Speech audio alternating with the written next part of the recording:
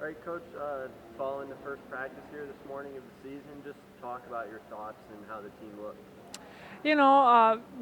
The plan for the practice was for us just to evaluate where we are and what we need to do in the next 2.5 weeks. We have so many new players. This is the first time that we're in the gym with them, 8 freshmen. So we worked a lot on ball control. We had a little bit of individual work with our freshmen starting at 8 a.m. and then our upperclassmen joined us. It was just let's see where we are and where we need to go from here. We saw some good things. The exciting thing is that everybody came in ready to practice. There was a good mindset in the gym, and everybody was a little bit anxious, especially our freshmen. Just didn't know, they didn't know what to expect. But I thought it went well. There's a lot of things that we need to work on, but that's our job. I didn't expect to have a team perfect that just didn't need any things to be improved. We are making the list as coaches. We'll go back in the office and figure out what we need to do this afternoon. But it's going to be ball control, serve, receive, serving. That's what we do every day pretty much, and just show, especially our freshmen, show them how practice is, the flow of practice and the structure of practice. So.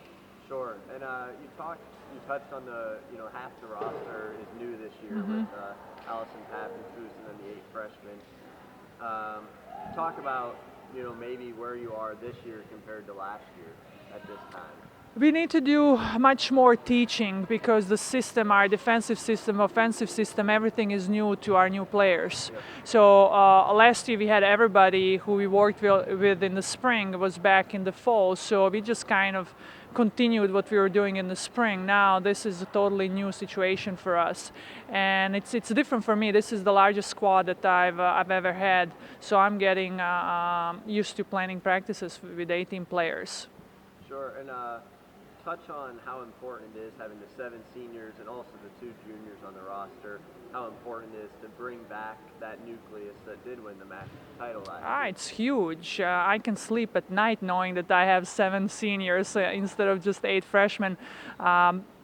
It's going to give a chance to our freshmen to take a deep breath and know that this is a year for them to learn a lot. And another big issue, probably the even more important one, is the leadership. Good teams have a great leadership on those teams, and when you don't have a leadership, you just cannot be a championship caliber of a team. So we have that. We have everybody back.